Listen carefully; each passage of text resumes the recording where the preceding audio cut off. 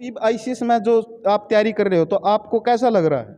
हमारी सबसे बेस्ट तरीका ये है कि हमें +2 के बाद यहाँ आने का मौका मिला और हमारी यही कोशिश है कि हम 1 साल के अंदर सरकारी नौकरी पाएँ। हेलो दोस्तों, पीवीबी चैनल में आपका स्वागत है। आज आप आए हैं आईसीएस कोचिंग सेंटर बरवाड़ा के अंदर। बड़कन तो पूछांगे भाई, भर्तियाँ निकल नहीं रही तो एड सेंटर में क्या करना हुआ है, किस तरह है, सारे सवाल जो आप पूछांगे यहाँ पे। चलो चलते हैं अंदर की तरफ। तो दोस्तों आप आए यहाँ आईसीएस कोचिंग सेंटर बरवाड़ा के अंदर। सर तक पूछते हैं, बार भी कहा था मैंने भी, ऐसे अटपटे क्वेश्चन पूछांगे जिसमें सर नेगेटिव सवाल भी पूछे जाओगे, पॉजिटिव सवाल भी पूछे जाओगे। नमस्कार। नमस्कार सर। तो सर ये बताइए, आईसीएस कोचिंग सेंटर में जो बाड़ा कोचिंग लेने आवे है, ये भर्तियाँ भी कौन लिखने लग रही, तो भर्तियाँ नहीं लिखने लग रही, क्या फायदा जी इनका पढ़ने का जी? फ़ायदा तो देखो जी, बच्चों को स्टडी तो करनी चाहिए कंटिन्यू। भर्तियाँ आज नहीं तो कल ज़रूर होंगी। जैसे इस सेंटर को चलाने के लिए एम्प्लॉय चाहिए, वैसे ही सरकार को चलाने के लिए एम्प्लॉय चाहिए। आज नहीं तो कल, देर नहीं दुरुस्त है, इनको भर्ती करनी पड़ेगी। इसी के रिगार्डिंग हमने प्रोटेस्ट भी किया था, लेकिन प्रोटेस्ट आज नहीं कर पाए। इन्हीं जैसे सीईटी का अभी एग्ज़ाम आगे दे रहे हैं, आगे डेट की डेट दे रहे हैं, बीच में जैसे ये केनाल पटवारी का है या और ग्राम सचिव का है, इनके एग्ज़ाम कैंसिल हुए हैं। ऐसी बात तो है नहीं। अभी इन्होंने एग्ज़ाम पहले मतलब ये नोटिफिकेशन जारी की है। ये भर्तियां ज़रूर होंगी, आज नहीं 2 दिन रुक के होंगी। बच्चा अगर कंटिन्यू रहेगा तो वो कहीं ना कहीं अपना सिलेक्शन ज़रूर लेके जाएगा। तो मैं यही कहना चाहूँगा कि अपनी तैयारी है जो वो कंटिन्यू रखें। नमस्कार जी। नमस्कार जी। तो आपका क्या कहना जी, सर को है कि जो बच्चे आवे है जिस तरह ऐ का नहीं, कई बालक इस तरह भी हो, नेगेटिव भी हो पॉजिटिव भी हो, कितने बालक नेगेटिव हो जे है वह भर्ती तो लिखट दी को नहीं, वह क्लास छोड़ कर बिक जे है, कौन जानते जी? बात ये है कि जो बच्चे नेगेटिव होने की बात है, बच्चे नेगेटिव कब होते हैं? जिसने नहीं पढ़ना हो तो नेगेटिव रहेगा रहेगा। बिल्कुल सही बात। और जिसने पढ़ना है और अपना जीवन स्तर को सुधारना है, वो पढ़ाई उसने अपनी जारी रखनी पड़ेगी। ये फैक्ट बात है। दूसरी रही बात, वैकेंसियाँ नहीं निकाल रही गवर्नमेंट, और आज डिपार्टमेंट इतने खाली पड़े हैं भी जिसका मतलब काम नहीं चल रहा, पब्लिक के काम नहीं हो रहे। अब उन बच्चों का जब ये तैयारी करेंगे, एकदम से वैकेंसियाँ निकलेंगी और ये बच्चे के सारे एडजस्ट भी होंगे, और सरकार ने उनकी भर्तियाँ निकालनी पड़ेंगी हर हालत में। ये कितने दिन रखेंगे ऐसे? मतलब अगर नहीं निकालेगी तो आप ना खुद ना निकलवानी पड़ेगी।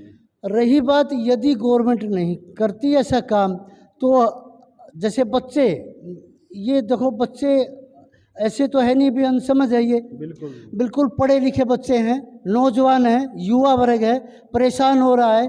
अब उनकी परेशानी ये खुद समझते हैं, हमारी अभी परेशानी क्या आने वाली है। अब ये एजिटेशन करते हैं या करते हैं, हम इनका बच्चों का भी साथ जरूर देंगे हम। बिल्कुल जी, कहने का मतलब ये है भाई, वह बच्चे का जिस तरह जो खून है नहीं, वो गर्म जोश में है, और अगर भर्ती नहीं निकालेंगे नहीं तो प्रदर्शन करी जाओगे बड़का के द्वारा, और फिर आगे सरकार ने काबू में आना पड़ेगा। नमस्कार भाई। नमस्कार भाई साहब। तो भाई पहला तो बता दे, जिस तरह आईसीएस में आना तो आपका क्या फायदा है, कितने पेपर क्लियर हो? भाई सबसे पहले तो मेरा नाम विजय है और मैं गांव छान से हूँ, और मेरे यहाँ आने से 16 एग्ज़ाम क्लियर हो गए भाई। 16 एग्ज़ाम क्लियर हो गए और लगातार होने लग रहे हैं। अभी भी रिवेन्यू कल रखा, मेरे डॉक्यूमेंट वेरीफाई हो लिए, उसकी फाइनल रहती है अभी। और कई बार क्या है कि हम थोड़े रास्ते जाके वापस आ जाते हैं, भाई एक एग्ज़ाम हो गया क्लियर लेकिन उसमें फाइनल नहीं हुआ तो छोड़ देते हैं वो। लेकिन ये नहीं सोचते कि बार बार वो तैयारी करेंगे तो वो पीछे वाली तैयारी भी तो काम आ रही है। तो आपका मन मनू को नहीं आ, 16 पेपर क्लियर हो लिया, फिर भी मेरी जो है गवर्नमेंट जॉब में सिलेक्शन को नहीं होया, तो मन इसका को नहीं कराया आपने भाई, जिस तरह तो छोड़ नहीं? भाई साहब इतने नौकरी नहीं मिलती, नहीं इतना छोड़ते को नहीं भाई। आए शुरू में ठहरा कि नहीं तो मेरे 2 पेपर हो जिया छोड़ देता मैं भाई। उस टाइम पे भी छोड़ कहाँ, अगर आपने नॉर्मली उदाहरण लगा लो, अगर आपने बरवाड़ा से हिसार जाना है, अगर आप बैबलपुर जाएगा वापिस आ वहाँ तो आधा रास्ता तो फिर भी पार करना पड़ा। तो फिर उस चीज़ का फायदा कि अगर आप बीच में छोड़ जाने तो फिर आधा रास्ता तो फिर भी तय करना पड़ा, इससे अच्छा पूरा रास्ता तय करके मंजिल पार कर लो। तो जो दिनेश सर को है, दूप सर को है भाई, जिसे प्रोटेस्ट रखा जाऊगा भाई, प्रोटेस्ट में तमें पूरे राजी हो वह पूरा सहायता देने के लिए भाई, कई प्रकार यूथ वर्क के वह है वह नेगेटिव भी हो जाकर है भाई, बाग जिस तरह प्रोटेस्ट करने जावा है उसमें आन नहीं पावे या आंधे को नहीं, तो आपका क्या विचार है? तम पूरा दिल तक साथ हो को नहीं सर का? भाई साहब या तो मनी पूरा नु क्या करें, और बच्चा ने भी लेके आ रहे थे साथ में, मना आज काम था लेकिन यू काम नू छोड़ा भाई, आज प्रोटेस्ट खातर जाना है भाई। अपने अधिकार खातर हम खुद लड़न लग रहे हैं तो सर साथ देने लग रहे हैं सर तो एक साथ देने लग रहे हैं भाई, लड़ना तो आपने है, तो सर साथ देने लग रहे हैं, युवा बहुत हो जाए भाई। सही बात है भाई।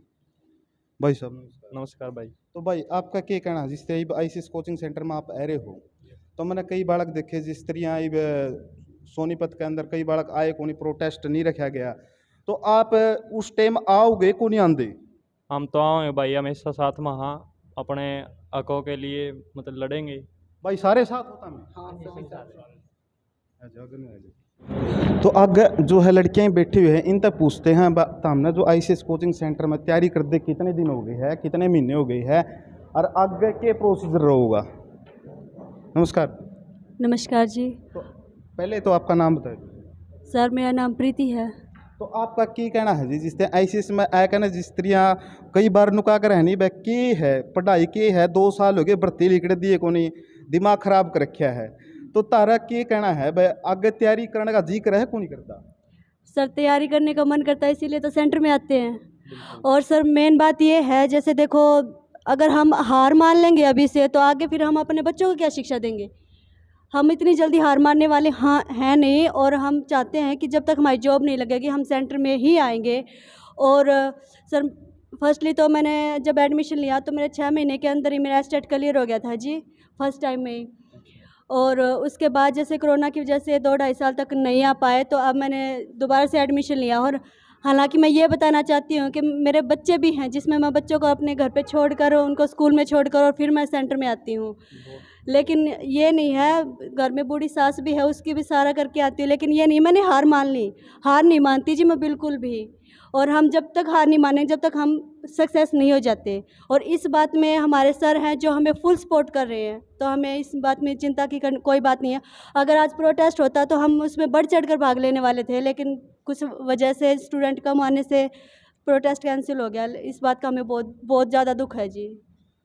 बस सारे दर्शक देख सको, आईसीएस कोचिंग सेंटर का जो बच्चा में जोश है इतना भरिया हुआ है, वह प्रोटेस्ट में सब टीचर तभी आगे लड़ना तैयार है सरकार तय, और अपनी मांगे मनवाने के लिए, भर्ती निकलवाने के लिए ये कुछ भी कर सके है, क्योंकि इनकी अपना भविष्य तैयार करना है आगे बढ़ के। बिल्कुल सर, हमने तो बहुत ज़्यादा तैयारी कर रखी थी। और अब आप ये बताओ ना, अगर ये जो भी जॉब निकलेगी उसमें हमारा ही फ़ायदा होगा। अब सर का तो फ़ायदा नहीं, सर का तो यही फ़ायदा, अभी सर के बच्चे बढ़ेंगे। और ये सर हमारे पूरी तरह से हमें कोऑपरेट कर रहे हैं। अगर हम अपने अधिकारों के लिए नहीं लड़ेंगे तो कौन लड़ेगा। और शिक्षा तो हमारा जन्मसिद्ध अधिकार है, ये किसी की प्रॉपर्टी तो है नहीं। जब मन किया बेच दिया, तब मन किया उसको टैक्स पे टैक्स बढ़ा दिया। तो हम नहीं चाहते कि, हम यही चाहते हैं कि शिक्षा टैक्स फ्री हो, और हम आगे से आगे हमें मतलब हमारी जनरेशन को भी हम शिक्षित करें। नमस्कार जी। तो ये बताइए जी, जिस तरह बोले कर है शिक्षा के साथ साथ में ये शिक्षा पर टैक्स लगने लग गया, ये अगर आप इस शिक्षा पर जो टैक्स है वो हटाना चाहो, तो उसके जो प्रोटेस्ट रखा जावा है, दनुआ का प्रोटेस्ट रखा जावा है, उसमें सहमत हो आप भैया? उसमें सहमत हो भाई, सिर्फ भर्ती काट दे उसे माँ मेरा जी? ना जी, दनुआ में सहमत हम तो दोनों में बेटा, सहमत हाँ टैक्स फ्री भी होना चाहिए। अच्छा हाँ जी। है वह जिस तरह शिक्षा पर जो टैक्स है वो फ्री होना चाहिए, जिस तरह अपनी फीस भी है नहीं वह कम हो जाएगी, जो कर 15,000 है उसमें 7-8 हज़ार में अपना काम चल जाएगा। तो आप इससे सहमत हो? हाँ जी बिल्कुल सहमत है। अच्छा, तो अब आईसीएस में जो आप तैयारी कर रहे हो तो आपको कैसा लग रहा है? हमारी सबसे बेस्ट तरीका ये है कि हमें +2 के बाद ही आने का मौका मिला, और हमारी यही कोशिश है कि हम 1 साल के अंदर सरकारी नौकरी पाएँ। तो इस सेंटर से पहले आपने कहीं और भी कोचिंग ली है? नहीं, मैंने अभी +2 किया है, सीधा कोचिंग सेंटर ही ज्वाइन किया +2 के बाद। हाँ जी। नमस्कार जी। नमस्कार जी। तो आपने जो आईसीएस कोचिंग सेंटर में ये बताइए, जिस तरह आएगा ना, जिस तरह आप तैयारी करा, हाँ वह कुछ पॉजिटिव सवाल भी हो, कुछ नेगेटिव सवाल भी हो है, तो आपके दिमाग में क्या आया है भाई, जिस तरह ये सारी तैयारी करना लग रही है हम परीक्षा के लिए कभी जमानो जीना आराम हो रहा है, तो ईब जिस तरह आगे भी आपकी तैयारी करने का इरादा है? हाँ जी, आगे भी है इरादा, आगे भी हम पढ़ना चाहेंगे। और ऐसी कोई बात नहीं है कि हम छिक गए हैं पढ़ाई से, ऐसी तो कोई बात नहीं है। हम जब तक हम कुछ पा ना ले, सक्सेस को पा ना ले, तब तक हम तैयारी करते रहेंगे। तो कहने का मतलब ये हो भाई, आईसीएस कोचिंग सेंटर के बड़का में इतना उत्साह है, जोश तब रही है भाई, इन साल भर में जो पाओ, चाहे 2 साल भर में, चाहे 5 साल है, जो नौकरी ना काटो, लेकिन तैयारी करनी ही करनी है। जिस तरह जटायु ने 99 युद्ध हारे थे, 100वां युद्ध जीत गया था। नुए ICS कोचिंग सेंटर का उत्साह है बड़का का भाई, इनकी युद्ध में जब पैर रख दिया तो ये जीते जीतेगे। तो दोस्तों अगर वीडियो अच्छी लगी तो लाइक, सब्सक्राइब और कमेंट करना ना भूले। जय हिंद, जय भारत, वंदे मातरम।